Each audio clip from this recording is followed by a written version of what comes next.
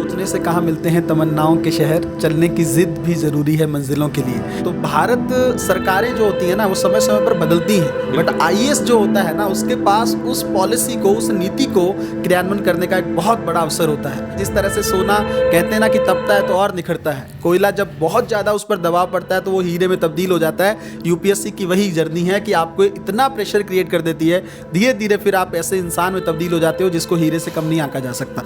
जब आप UPSC interview में रहते हो ना, वो जो रात होती है ना, उसमें क्या होता है कि आपको सबसे पहले घर वालों को जवाब देना है, फिर आपको दोस्तों को जवाब देना है, फिर रात को 12 से 1 बजे आप अपने आप से जूझते हो। तो कंटेंट मार्केट में बहुत अवेलेबल भरमार है, बट क्वालिटी का कंटेंट नहीं है ना। गुणात्मक सामग्री अभी भी नहीं है। अगर आप देखेंगे ना, गुणात्मक सामग्री आपको कहीं नहीं मिलेगी। देखिए, कोई भी कोचिंग, कोई भी टीचर, आप उसको चुने जो आपकी सिलेक्शन की बात करता हो। वो सिर्फ ये नहीं कि आपका 18 महीने 2 साल कोचिंग करा के छोड़, तो आपका सिर्फ एक टारगेट होना चाहिए, नॉलेज लेने के लिए पूरी जिंदगी पड़ी है। अभी सिर्फ और सिर्फ यूपीएससी की फाइनल लिस्ट में आपको आने का सोचना चाहिए। सबसे पहले मेंस अगर आप इज इक्वल टू डालेंगे ना, तो एक वर्ड में अगर मुझसे पूछेंगे तो आंसर है ठीक है। हम लोग गलत कोचिंग में भी फंसे, लोगों ने हमें गाइडेंस नहीं था, हम यूपीएससी के लेवल की तैयारी नहीं कर पा रहे। तो जब तक गाइडेंस ही नहीं होगा, वो चीजें आप पढ़ोगे नहीं जो यूपीएससी की एलिजिबिलिटी है, यूपीएससी का लेवल यहाँ है, आप यहाँ तैयारी कर रहे हो, तो कैसे मैच करोगे उस चीज को, है ना। आप सोचिए, अभी मान लीजिए कोई भी इंसान है, अगर यहाँ खड़े होकर फोटो डालेगा उसका ज्यादा मजा है, या लबासना जाके फोटो डालेगा उसका ज्यादा मजा है? उसका मजा है ना।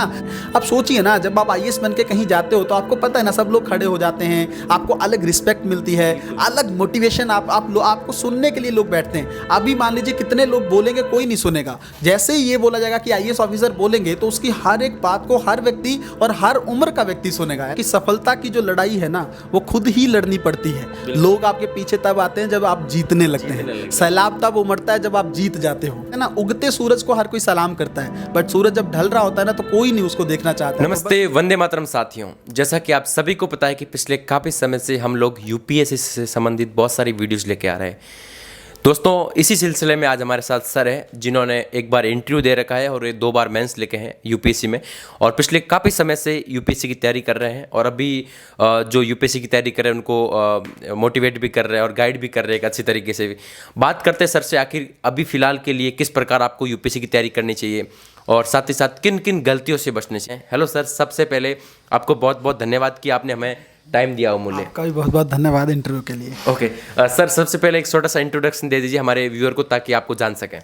बिल्कुल, देखिए, मेरा नाम गुरबचन सिंह है और मैं 2015 के आसपास दिल्ली में आया था तैयारी करने के लिए यूपीएससी की। सपना मेरा ग्रेजुएशन के टाइम से ही बन चुका था, क्योंकि मेरे ज़िले के जो आईएपीएस ऑफिसर थे उनको देख के मैं प्रेरित हुआ था। तो मैंने भी सोचा सपना पूरा करने के लिए, लेकिन वही बात है ना कि सोचने से कहाँ मिलते हैं तमन्नाओं के शहर, चलने की ज़िद भी ज़रूरी है मंजिलों के लिए। तो बस वही ज़िद लेके मैं दिल्ली आ चुका था और यहाँ आकर मैंने अपनी जर्नी को शुरू किया।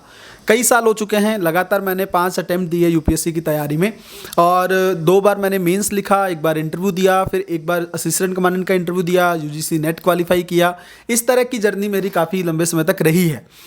अब आप ही उसका अंदाज़ा लगाएंगे कि असफलता है या सफलता है, वो मुझे नहीं पता है। अब एक लास्ट अटेम्प्ट बाकी है, तो देखते हैं चीज़ें कहाँ तक पहुँच पाती हैं।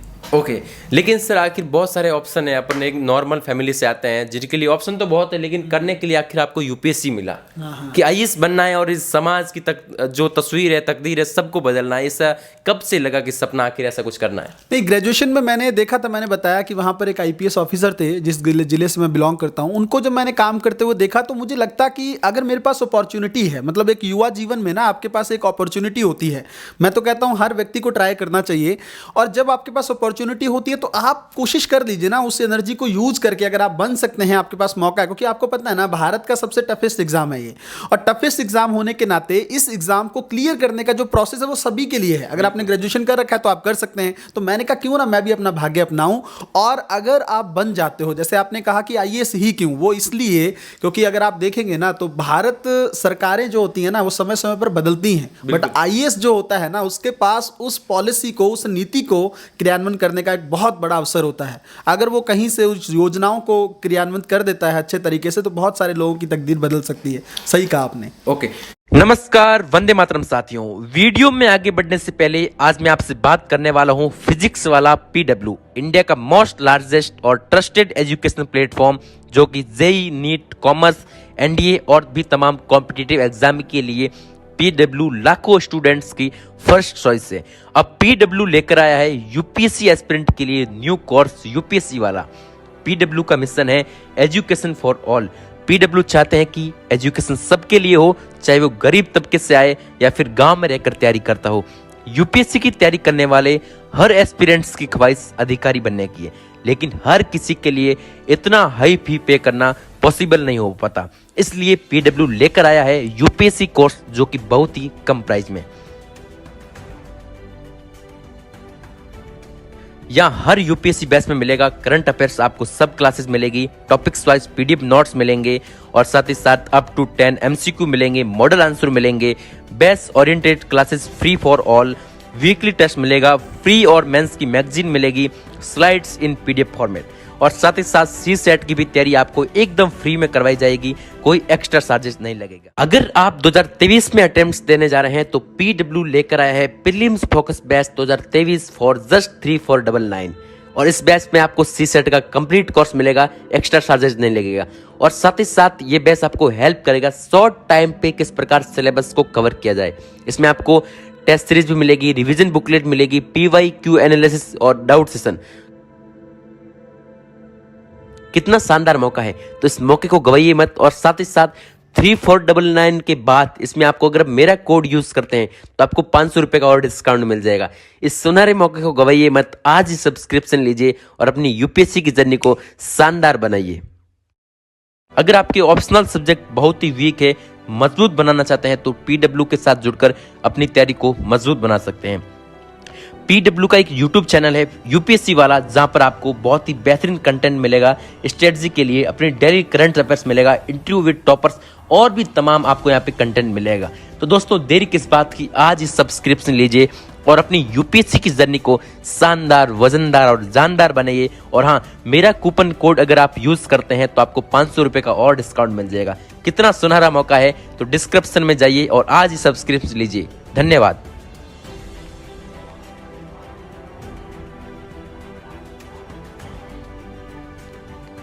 लेकिन सर आपका लास्ट अटेम्प्ट रहा है, 2023 में अटेम्प्ट्स देने जा रहे हैं, इससे पहले काफ़ी सारे अटेम्प्ट्स दे दिए हैं और यूपीएससी की लाइव को आपने बहुत करीबी से देखा है। हाँ बिल्कुल, सारी बातें ये इस वीडियो में कवर करेंगे। उससे पहले बताइए सर, आखिर आज तक इतना क्या यूपीएससी ने आपको कितना कुछ सिखा दिया लाइफ में? बहुत कुछ सिखा दिया। मुझे लगता है सबसे बड़ी चीज़ होती है एक अच्छा इंसान बनना।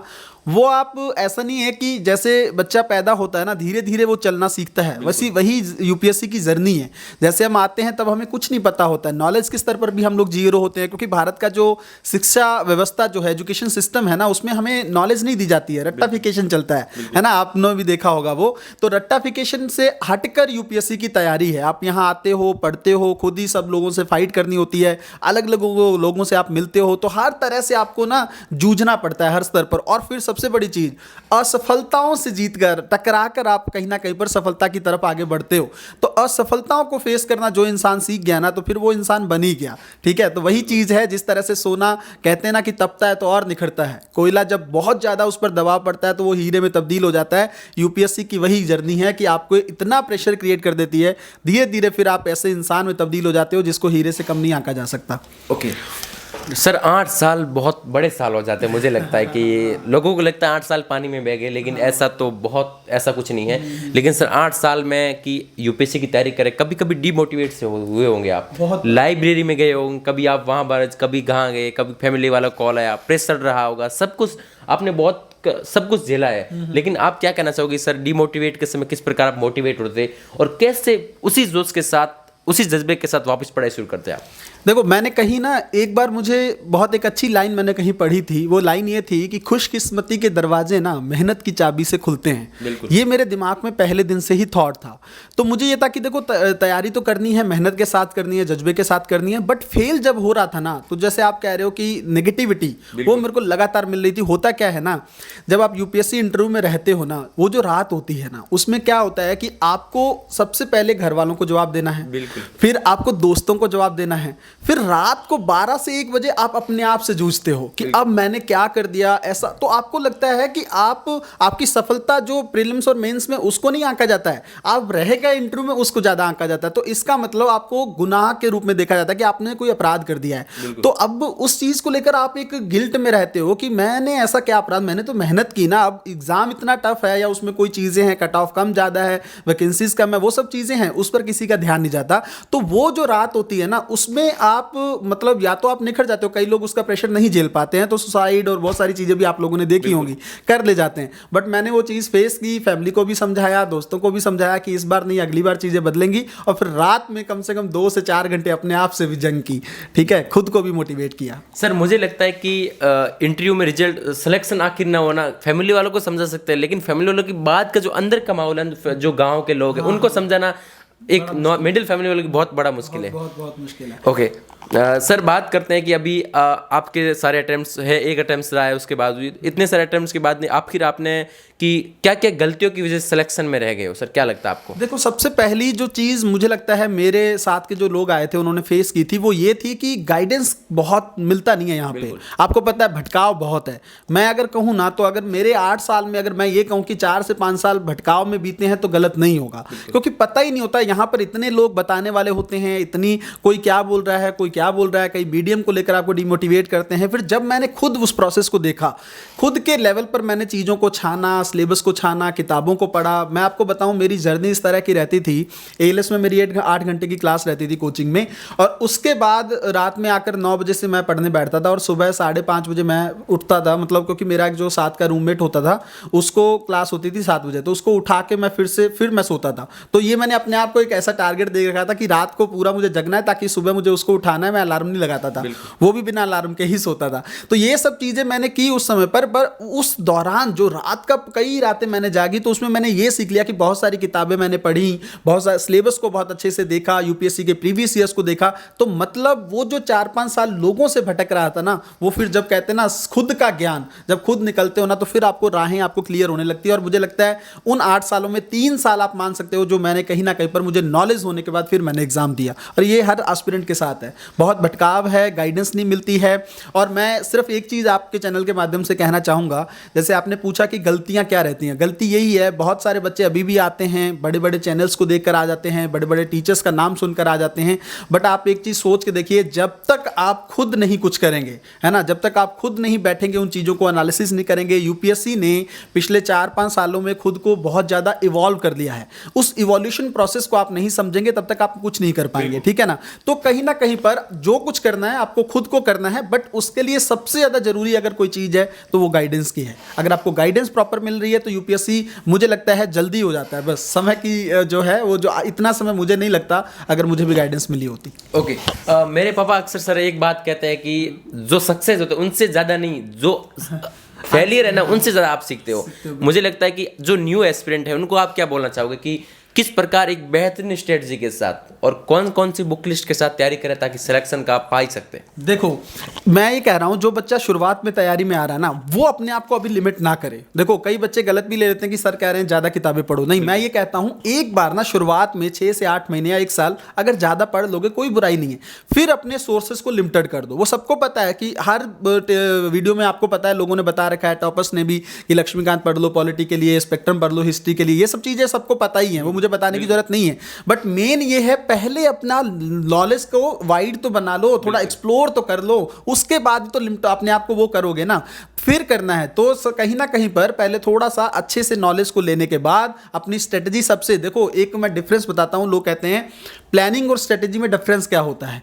देखो, प्लानिंग वो जो हमने सोचा कि हम आने वाले 1 साल में यूपीएससी में ये चीज़ें किताबें पढ़ने वाले हैं, ये चीज़ें करने वाले हैं। स्ट्रेटजी का मतलब होता है कि आप हराने के लिए जीते हो। आर्मी कभी भी प्लानिंग नहीं करती है, आर्मी स्ट्रेटजी बनाती है कि मुझे उसको हराना है। किसी भी देश की हो, भारत की आर्मी अगर है तो वो हमेशा ये सोचती है पाकिस्तान और चीन की आर्मी को मैं हराना है, ठीक है। तो आप स्ट्रेटजी बनाओ, प्लानिंग मत करो, स्ट्रेटजी बनाओ कि बाकी कॉम्पिटिटर्स को हराने के बाद फिर आप लिस्ट में आओगे, ठीक है ना, क्योंकि आप देखो ना 8 लाख लोग अप्लाई करते हैं बट फाइनल लिस्ट 1000 लोग आते हैं, तो उसमें पहुंचने के लिए आपको स्ट्रेटेजी बनानी ही पड़ेगी और बहुत ही बेहतरीन स्ट्रेटेजी बनानी पड़ेगी। ओके और दोस्तों अगर स्ट्रेटजी सर की स्ट्रेटजी जाननी है तो सर के जो D-Lite IAS इनके कोचिंग है उनका यूट्यूब का लिंक मैं आपको डिस्क्रिप्शन दे दूंगा, आप वहाँ से आप देख सकते हो। चलो सर बात करते हैं अभी एक टाइम टेबल। सर आपने बताया कि बहुत मतलब साढ़े 8 साल से आप मतलब सारे दिन पढ़ाई करते थे, लाइब्रेरी खाना खाया, लाइब्रेरी खाना खाया, फिर वापस रूम लाइब्रेरी, यही चक्कर भी चलता था मुखर्जी नगर। बिल्कुल। लेकिन सर जब आप इससे पहले आप घर पे रह के तैयारी करते थे, दिल्ली में आई, फिर आपको क्या लगा दिल्ली आना एक नॉर्मल एस्पिरेंट के लिए ज़रूरी है या फिर घर पे रह के भी पढ़ाई कर सकते हैं? देखो दोनों चीज़ों के फायदे नुकसान हैं। देखिए दिल्ली में क्या है, एनवायरनमेंट बहुत अच्छा है, लाइब्रेरीज वगैरह बनी हैं, बहुत सारे स्टूडेंट आपको आसपास के आईएएस की तैयारी करने वाले मिल जाते हैं, कोचिंग्स भी हैं, वो सब चीज़ें भी हैं, मटेरियल बहुत ज़्यादा अवेलेबल है, वो सारी चीज़ें। मतलब मैं ये अगर कहूँ कि ये आईएएस जोन है ना तो ये गलत नहीं होगा, ठीक है, पहली चीज़ तो ये समझें। दूसरी बात ये है कि कई बच्चे नहीं भी आ सकते हैं, तो उनके लिए ये है, देखो मैंने कहा ना कि देखो पढ़ना तो खुद ही है, इसमें क्या है ना, देखो 2% रोल आपकी गाइडेंस का है, 98% आपकी सेल्फ स्टडी है ना। तो 98% जो सेल्फ स्टडी है वो तो आपको खुद ही करनी है। अगर आपको कोई घर बैठे ही बता दे रहा है कि ये चीज़ें कर लो, जैसे अब D-Lite IAS की आपने बात की, तो इस चैनल के माध्यम से मैंने ये चीज़ें शुरू की हैं ताकि देखो कंटेंट मार्केट में बहुत अवेलेबल भरमार है बट क्वालिटी का कंटेंट नहीं है ना, गुणात्मक सामग्री अभी भी नहीं है। अगर आप देखेंगे ना गुणात्मक सामग्री आपको कहीं नहीं मिलेगी। जो सिलेक्शन की बात करता हूँ मैं हमेशा ये कहता हूँ, देखिए कोई भी कोचिंग कोई भी टीचर आप उसको चुने जो आपकी सिलेक्शन की बात करता हो, वो सिर्फ ये नहीं कि आपका 18 महीने 2 साल कोचिंग करा के छोड़ दे। देखिए आप आए हो, आपके माता पिता का सपना है, बहुत मेहनत से कमाई आप इसमें लगा रहे हो, तो आपका सिर्फ एक टारगेट होना चाहिए, नॉलेज लेने के लिए पूरी जिंदगी पढ़िए। अभी सिर्फ और सिर्फ यूपीएससी की फाइनल लिस्ट में आपको आने का सोचना चाहिए। तो सिलेक्शन की बात आपकी पहले होनी चाहिए और उसको लेकर आप लोगों को, अगर आपने जैसे सवाल पूछा कि घर पे रहकर भी तैयारी तो आराम से हो सकती है, बस आपको एक बहुत अच्छी गाइडेंस की जरूरत होती है। बिल्कुल सर, जैसा कि आपने बताया मेंस में आपका स्कोरिंग बहुत बढ़िया था। हाँ। और पिछले लास्ट अटेम्प्ट में हो सकता है आपका प्रीलिम्स ही क्रैक ना, जिसकी वजह से फाइनल लिस्ट में आपका नाम न है, वो अलग बात है, लेकिन भाग्यवंश। लेकिन सर मेंस की तैयारी के लिए आपको क्या लगता है कि ऐसे 3 पॉइंट्स जैसे कि मेंस की तैयारी को और अपन सुधार सकते हैं? देखो सबसे पहले मेंस अगर आप इज इक्वल टू डालेंगे ना तो एक वर्ड में अगर मुझसे पूछेंगे तो आंसर राइटिंग, ठीक है। अगर आपकी आंसर राइटिंग बहुत अच्छी है और वही सबसे नेग्लेक्टेड भी है, आप यूपीएससी की तैयारी में अगर देखेंगे ना तो बच्चा कहता है कि आंसर राइटिंग, बट वो पता क्या सोचता रहता है, प्री हो जाए एक बार फिर मेंस की तरह। तो उसके चलते होता क्या है कि जैसे प्री मान लीजिए हो ही गया, पहली बात तो होगा नहीं क्योंकि प्री का मेंस की तैयारी होती है। अगर आपने प्री कर भी लिया, किसी वजह से आपका लक साथ दे गया, तो मेंस के लिए 3 महीने, अब उसमें आप आंसर राइटिंग करोगे, नोट्स बनाओगे, ठीक है, या फिर आपका जो ऑप्शनल है उसको प्रिपेयर करोगे, एस्से करोगे, क्वालिफाइंग इंग्लिश करोगे, क्या क्या करोगे।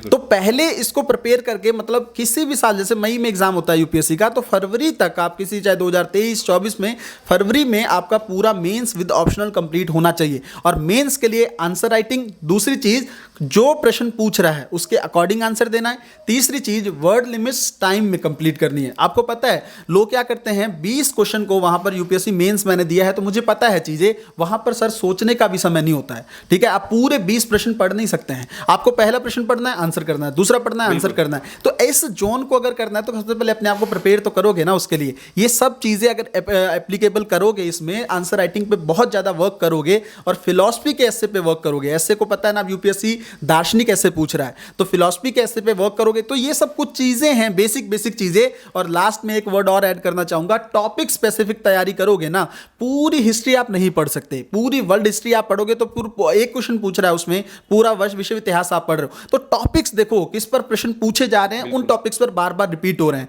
ठीक है। तो उसको लेकर अगर ध्यान में रख के तैयारी करेंगे तो मुझे लगता है मेंस बहुत आसान चीज है। बिल्कुल ठीक है सर, इतने साल से तैयारी करने के मुझे लगता है कि अब हमारे लिए तो आप आईएएस बन ही गए हो, अब इतने साल से तैयारी कर रहे हो। लेकिन सर कभी कभी ये होता है कि घर वालों का प्रेशर आ जाए, आखिरकार सिलेक्शन आप ले नहीं पाए हो, लेकिन अभी आपका क्या प्लान है, क्या आप सोच रहे हो कि कैसे क्या करना लाइफ को? एक अटेम्प्ट बाकी है, मुझे उम्मीद है कि इस बार आपका हो जाए अगली बार जब आप अटेम्प्ट दे रहे हो, लेकिन उससे पहले आपकी लाइफ को किस प्रकार आप मेंटेन करना चाह रहे हो? देखो पहली चीज तो ये होती है, मुझे लगता है जिस फील्ड में मैं रहा हूं ना, अब देखिए मेरे पास कई और रास्ते भी अवेलेबल हैं, जैसे मेरा नेट हो चुका है, मैं एज ए प्रोफेसर के रूप में वर्क कर सकता हूं, वो चीजें भी हैं, बट मुझे ये लगता है जिस फील्ड में मैं इतने साल दिया हूं ना, उसी में कुछ किया जाए, है ना।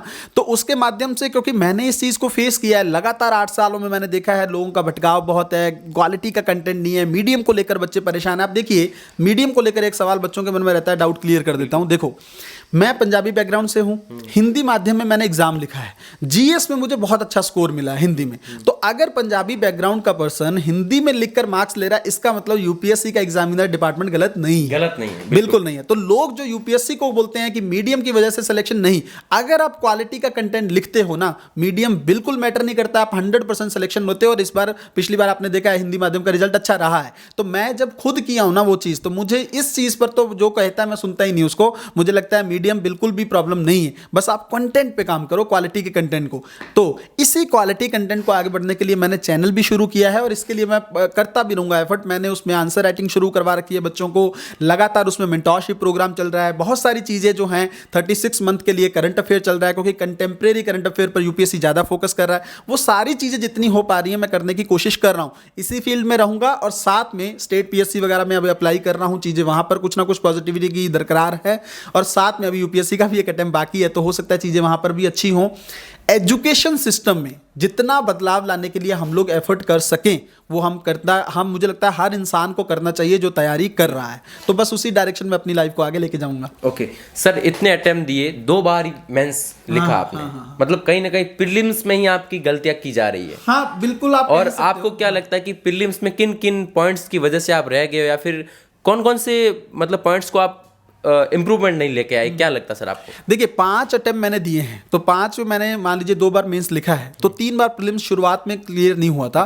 क्योंकि दिक्कत ये रही 2 साल मेरा प्रीलिम्स में इशू फंसा रहा पहले। दूसरा क्योंकि मैंने बताया ना कि हम लोग गलत कोचिंग में भी फंसे, लोगों ने हमें गाइडेंस नहीं था, हम यूपीएससी के लेवल की तैयारी नहीं कर पा रहे। तो जब तक गाइडेंस ही नहीं होगा, वो चीजें आप पढ़ोगे नहीं जो यूपीएससी की एलिजिबिलिटी है, यूपीएससी का लेवल यहाँ है, आप यहाँ तैयारी कर रहे हो, तो कैसे मैच करोगे इस चीज को, है ना। तो आप जब तक अपना लेवल उठाओगे ना, जैसे वो लेवल समझ में आ गया आपको। और अभी क्या है, मैं आपको एक चीज और बताऊं, मैं नहीं, बहुत सारे अच्छे अच्छे बच्चे जो इंटरव्यू दे चुके हैं कई बार, वो प्रीलिम्स में फेल हुए हैं। उसका रीजन ये है कि यूपीएससी ने पिछले 3-4 सालों में अपने आप को इवॉल्व किया है। और उस इवोल्यूशन में क्या है, जंग चल रही है कोचिंग्स और यूपीएससी के बीच में, बड़ी बड़ी कोचिंग्स के बीच में। कोचिंग्स के आपके आंसर की देखोगे तो 20-20, 25-25 क्वेश्चन वेरी कर रहे हैं, है ना। तो हो क्या रहा है, यूपीएससी उसमें से प्रश्न पूछ नहीं रहा है, और बच्चों के लिए पढ़ने के लिए सिर्फ कोचिंग का मटेरियल है, क्योंकि गवर्नमेंट तो अपनी तरफ से कोई डाटा जारी करती नहीं है, इकोनॉमिक सर्वे बजट के अलावा। और आप क्या है, गवर्नमेंट का डॉक्यूमेंट कुछ नहीं है। तो उसकी वजह से दिक्कत ये आ रही है, यूपीएससी इसमें पूछ नहीं रही है, बच्चा वही पढ़ रहा है, और उस वजह से वहां पर जाकर फेल हो रहा है वो अपने एग्जाम में। बस ये चीजें हो रही है। हमें यूपीएससी को समझना है, हम कोचिंग्स के बेस पे या किसी वजह से हम चीजें नहीं कर सकते। हमें यूपीएससी का लेवल देखना है और उस लेवल के अकॉर्डिंग अपनी तैयारी को आगे लेकर जाना है, तब दिक्कत नहीं होगी। जैसे लेवल में आप पूछेंगे इस इवोल्यूशन प्रोसेस में, तो यूपीएससी अप्लाइड पॉलिटी पे क्वेश्चन पूछ रहा है, अप्लाइड इकोनॉमिक्स पे क्वेश्चन पूछ रहा है, तो वो चीजें यहां पर नहीं दिख रही हैं। वो चीजों पे वर्क करोगे तो फिर दिक्कत नहीं है, फिर आसानी से प्रीलिम। अब देखिए ना, इस बार प्रीलिम्स से 140 प्लस मार्क्स मेरे गेन कर रहा हूं मैं, बिल्कुल ठीक है। तो वो चीजें अगर आप एक बार खोल लेते हो ना, आपका ज्ञान के चक्षु खुल जाते हैं, फिर चीजें बहुत आसान लगती हैं। सर, जो न्यू एस्पिरेंट है, जो अभी फिलहाल 12th के बाद यूपीएससी की तैयारी कर रहे हैं, उनको आप स्पेशली क्या बोलना चाहिए, अपनी व्यक्तिगत राय क्या देना चाहेंगे? देखो, पहली चीज तो मैं ये कहना चाहूंगा, बहुत अच्छा समय है तैयारी का, क्योंकि ग्रेजुएशन के साथ साथ अगर आप एनसीईआरटी बेसिक न्यूज़पेपर पढ़ने की आदत डाल लेते हैं, थोड़ा बहुत प्रीवियस ईयर देख लेते हो ना, तो आपका बहुत समय बच जाता है। जैसे हम कहते हैं ना कि इतना समय क्यों लग जाता है कई बार, क्योंकि बच्चा ग्रेजुएशन के बाद तैयारी करने लगता है या मास्टर के बाद लगता है, डिले हो जाती हैं चीज़ें। अगर आप ग्रेजुएशन तुरंत 12th के बाद चीज़ें करते रहोगे ना, तो जैसे यूपीएससी में आओगे, पहले ही आपका बेस प्रिपेयर होगा। जैसे नींव मजबूत होती है ना, तो इमारत जितनी बड़ी ऊंची खड़ी कर सकते हो आप, और नींव है आपकी एनसीईआरटी और ये सब चीजें आप ग्रेजुएशन में साथ साथ कर लो। जैसे ही आप ग्रेजुएशन कंप्लीट करके आओगे, आप फिर फर्स्ट और सेकंड अटेम्प्ट में आपका क्लियर हो जाएगा, फिर आपको दिक्कत नहीं है। बट अभी से बच्चे एक आदत डालनी जरूरी है, वो है 4 से 5 घंटे का सिटिंग करना, ठीक है। मैं ये नहीं कहूँगा कितने घंटे पढ़ना पड़ेगा लास्ट में जाकर, वो डिपेंड करता है आपका अपनी क्वालिटी, आउटकम कितना निकाल रहे हो। बट अभी से आदत डालनी पड़ेगी सिटिंग की, क्योंकि यूपीएससी में 7-8 घंटे से कम तो पढ़ने से काम चलेगा नहीं, ज्यादा इससे जरूर होगा, बट 8 घंटे से कम आप, मुझे नहीं लगता है, जो लोग बोलते हैं वो मुझे सच नहीं लगती उनकी बातें, ठीक है। तो 8 घंटे मिनिमम है, उसको करने के लिए अभी से प्रैक्टिस आप लोगों को करनी चाहिए। और साथ साथ वो जैसे मैंने बोला कि जो है न्यूज़पेपर वगैरह आप साथ साथ पढ़ते रहो, थोड़ा साथ में एनसीईआरटी कर लो, ये सब चीजें आप साथ में तैयार कर लो बिल्कुल 12th के बाद। सर, मुझे लगता है आजकल के समय में एक फ़ोन है जिसकी वजह से एक एस्पिरेंट्स पढ़ाई नहीं कर पा रहे हैं। हो सकता है सोशल मीडिया हो, फेसबुक हो, इंस्टाग्राम हो, ट्विटर हो, और भी तमाम। लेकिन सर, आपने सोशल मीडिया से किस प्रकार निजात पाई और आखिरकार इतने अटेम्प्ट्स दिए लगातार, बिना मतलब एकदम सीरियस रहते हुए, बिना फ़ोन यूज़ किए? सर, क्या कहना चाहोगे? देखो, मैं एक चीज़ आपको बताना चाहूँगा, मैंने बहुत बार बच्चों को ये बात बोली भी है। देखो क्या है ना, हम जाते हैं शॉर्ट टर्म प्लेजर की तरफ। शॉर्ट टर्म मतलब अभी मन कर रहा है फोन देख लें, अभी मन कर रहा है मूवी देख लें, क्योंकि मन अभी खुश हो जाएगा ना उस चीज से। अभी मन कर रहा है किसी शादी में चले जाएं, घूम के आ जाएं, अभी मन कर रहा है यार चलो छोड़ो दोस्तों के साथ घूमने चलते हैं। बट लॉन्ग टर्म प्लेजर क्या है? सिलेक्शन। उसको इग्नोर कर दिया, शॉर्ट टर्म प्लेजर की तरफ काम करने लगे। अगर उस शॉर्ट टर्म प्लेजर को दबा लिया तो लॉन्ग टर्म अगर सिलेक्शन, आप सोचिए अभी मान लीजिए कोई भी इंसान है अगर यहां खड़े होकर फोटो डालेगा उसका ज्यादा मजा है, या लबासना जाके फोटो डालेगा उसका ज्यादा मजा है? उसका मजा है ना। तो जब पता है कि आपकी सोशल मीडिया पर जो आज आपके दोस्त हैं ना जो अभी हैं वो टेम्परेरी हैं, बट अगर आईएएस बन के जो होंगे ना वो लॉन्ग टर्म के लिए होंगे, वो आप मोटिवेशन बनोगे उनके लिए। उस दिन का इंतजार करिए ना, फिर सोशल मीडिया को भरमार से यूज करिएगा, क्या दिक्कत है ना। ये चीज मेरे माइंड में हमेशा से रही है, इसलिए मैं इन सब चीजों से सोशल मीडिया से बहुत दूर रहा हूं अभी तक, क्योंकि मुझे लगता है कि ये चीज़ें जो है ना आपको डाइवर्ट कर देती हैं आपके फोकस। और फोकस नहीं होगा ना यूपीएससी में, कई लोग मैंने देखा है 16-16 18-18 घंटे पढ़ते हैं पर फोकस तो कुछ नहीं है, आउटकम तो कुछ नहीं निकला, क्योंकि बार बार फोन उठा रहे हैं, फिर रील्स देखे जा रहे हैं, वो सब चीज़ें कर रहे हैं। तो इस भटकाव से तो बचना ही पड़ेगा। यूपीएससी एस्पिरेंट को तो देखो उसके लिए ये चीज़ें नहीं बनी है, एस्पिरेंट के लिए, आईएएस के लिए बनी है। जब आप आईएएस बन जाओगे तब आप चीज़ें यूज़ कर सकते हो, लेकिन जब तक आप एस्पिरेंट लाइफ में हो ना तब तक आपको इन चीज़ों से बचना ही चाहिए। बिल्कुल सर, एक टाइम टेबल को लेकर बहुत सारे लोग कहते हैं कि आपने तो बहुत सारी पढ़ाई की कम से कम ऐसे भी दौड़ देखा 18 के मेंस के समय की होगी, लेकिन एक नॉर्मल जो एस्पिरेंट अभी शुरुआत करे उसको क्या टाइम टेबल ऐसा कुछ बनाना चाहिए, क्या बोलना चाहोगे? देखो मैं ये कहता हूँ हमेशा 2 सब्जेक्ट लेके चलो, ठीक है, और टोटल 5 घंटे का बेसिक लेकर चलो, जिसमें 1 घंटा आप न्यूज़पेपर पढ़ो, कोई भी बेसिक न्यूज़पेपर उठा लो, वो मैटर नहीं करता है। और 2-2 घंटे आप किसी एक सब्जेक्ट जैसे पॉलिटी हिस्ट्री पढ़ सकते हो, ज्योग्राफी इकोनॉमिक्स पढ़ सकते हो। इस तरह से शुरुआत में 5 घंटे का लेकर चलो, जिसमें 2 सब्जेक्ट आपके चल रहे हैं, न्यूज़पेपर चल रहा है, उसके अलावा आपको कुछ करने की जरूरत नहीं है पहले स्तर पर।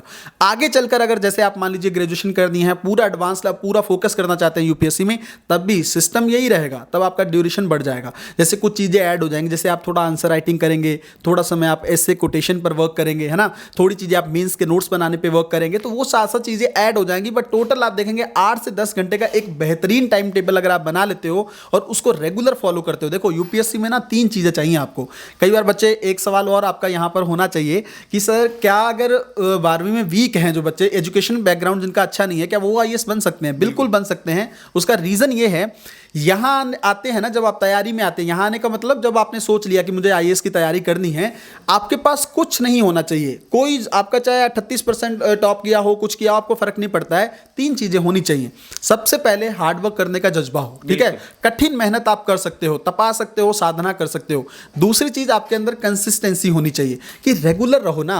हार्डवर्क 4 दिन तो कोई भी कर सकता है, बट 8 साल तक लगातार हार्डवर्क करना है या 6 साल तक करना है तो उसके लिए करना है। तीसरी चीज पेशेंस होना चाहिए, सब्र आपके अंदर होना चाहिए। वो हम कहते हैं ना, सुनते हैं सब्र का फल मीठा होता है, यूपीएससी में उसकी बहुत जरूरत पड़ती है, क्योंकि बार बार कई बार आपको फेल होना पड़ता है।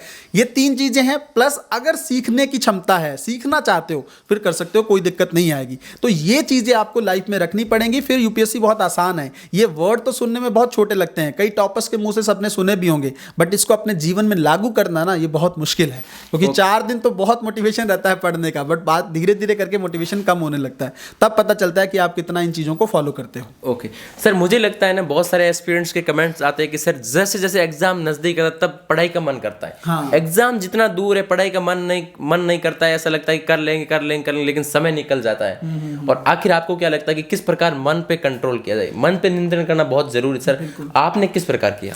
नहीं, मैं देखो ये कहता हूं, अगर आप ये सोच रहे हो ना कि एग्जाम से अभी जैसे मान लीजिए कभी बार 1 साल पढ़ा होता है एग्जाम में, तो आपको लगा कि 1 साल क्या आराम से 2-3 महीने में जाके पढ़ेंगे, तो इसका मतलब आप पता है क्या कर रहे हो, आप वो 7-8 महीने जो खराब कर रहे हो, जो आप कर रहे हो ना वो कोई और नहीं कर रहा है। बिल्कुल, बाकी लोग उसको यूटिलाइज कर रहे हैं ना। आपको पता है कंपटीशन है बहुत बड़ा, और 60 से 70 हज़ार सिंसियर एस्पिरेंट होते हैं हर बार। तो वो 60-70 हज़ार में मान लो आप 10 हज़ार ऐसे लोग हैं जो कहते हैं कि नहीं लास्ट जाके पढ़ेंगे, तो आप बाकी उनके बारे में सोचिए, आपका कंपटीशन उन लोगों के साथ है। रही बात मन की, तो मैंने आपको बोला ना कि अगर मन को ये बोल दिया कि आगे वाली लाइफ बहुत अच्छी है, देखो 2 तरह से लाइफ जी जाती है। 18 से 30 की एज जो है ना, 2 तरीके के लोग होते हैं इसमें। एक जो भटकते हैं, युवा एनर्जी को गलत डायरेक्शन में लेके जाते हैं, तो फिर उनके 30 से 60 की जो एज है ना बहुत बेकार रहती है। और एक वो हैं जो 18 से 25 को यूटिलाइज कर देते हैं, तो आने वाले 30-35 साल उनकी जिंदगी के बहुत बेहतरीन निकलते हैं। अब सोचिए ना, जब आप आईएएस बन के कहीं जाते हो तो आपको पता है ना, सब लोग खड़े हो जाते हैं, आपको अलग रिस्पेक्ट मिलती है, अलग मोटिवेशन, आपको सुनने के लिए लोग बैठते हैं। अभी मान लीजिए कितने लोग बोलेंगे, कोई नहीं सुनेगा। जैसे ही ये बोला जाएगा कि आईएएस ऑफिसर बोलेंगे, तो उसकी हर एक बात को हर व्यक्ति और हर उम्र का का व्यक्ति सुनेगा। ऐसा नहीं है कि बच्चे सुनेंगे, एस्पिरेंट नहीं, जो बुजुर्ग होते हैं, बड़े बुजुर्ग, वो भी सुनते हैं कि इस बच्चे की बात को हमें सुनना है क्योंकि ये आईएएस है। तो अब वो सब चीज़ों के लिए मन क्यों भटका रहे हो? फिर अभी मन को शांत करो, तभी तो मिलेंगी वो चीज़ें। ठीक है, चलो और लास्ट सवाल पूछ लेते हैं सर, और कुछ हमारे जो एस्पिरेंट्स हैं उनको आप बोलना चाहते हैं, अपनी व्यक्तिगत राय बोल दीजिए 1-2 लाइन, ताकि लोग मोटिवेट हो जाते हैं। बस इतना ही बोलना है। देखो, मेहनत जो होती है ना, उसका कोई अल्टरनेटिव नहीं होता है, वो उसको आपको करना ही पड़ता है। ठीक है, मेहनत, मैंने कहा है कई बार, मैं हमेशा कहता हूं कि सफलता की जो लड़ाई है ना, वो खुद ही लड़नी पड़ती है। लोग आपके पीछे तब आते हैं जब आप जीतने लगते हैं, सैलाब तब उमड़ता है जब आप जीत जाते हो। ठीक है, तो सफलता की जो लड़ाई है तो वो तो खुद अकेले ही लड़नी पड़ेगी, कोई नहीं। अगर ये सोच के आ रहे हो जिंदगी में, एक चीज समझ लो मेरी, एक तो वैसे भी जीवन में कभी किसी से उम्मीद नहीं रखनी है, बट यूपीएससी की तैयारी में तो बिल्कुल मत रखना। ना अपने घर वालों से बहुत उम्मीद रखना, ना अपने दोस्तों से, किसी से। आपको, क्योंकि शुरुआत में 1-2 साल हो सकता है सब मदद करें, बट फेलियर के टाइम पे वो कहते हैं ना, उगते सूरज को हर कोई सलाम करता है, बट सूरज जब ढल रहा होता है ना, तो कोई नहीं उसको देखना चाहता है। तो बस ये चीज़ याद के रखे चलो, लड़ना अकेले ही है और जीतना अकेले ही है, तब बहुत सारे लोग आपके साथ खड़े रहेंगे। उम्मीद नहीं रखोगे तो फिर दुख भी नहीं होगा। ठीक है, बिल्कुल। Thank you so much sir, time देने के लिए बहुत बहुत शुक्रिया। दोस्तों, उम्मीद करता है कि वीडियो अच्छा लगा होगा। प्लीज़ वीडियो को लाइक करें और हमारे यूट्यूब चैनल को सब्सक्राइब करें, और सर के चैनल का लिंक मैंने डिस्क्रिप्शन दे दिया, वहाँ से आप देख सकते हैं। और साथ ही साथ हम हर मंथ सर से बात करेंगे, इसमें आपको गाइडेंस के रूप में एक मेंटरशिप प्रोग्राम भी रखेंगे और भी बता देंगे। चैनल को सब्सक्राइब करो। जय हिंद दोस्तों, मिलते हैं अगले वीडियो में इसी जोश के साथ।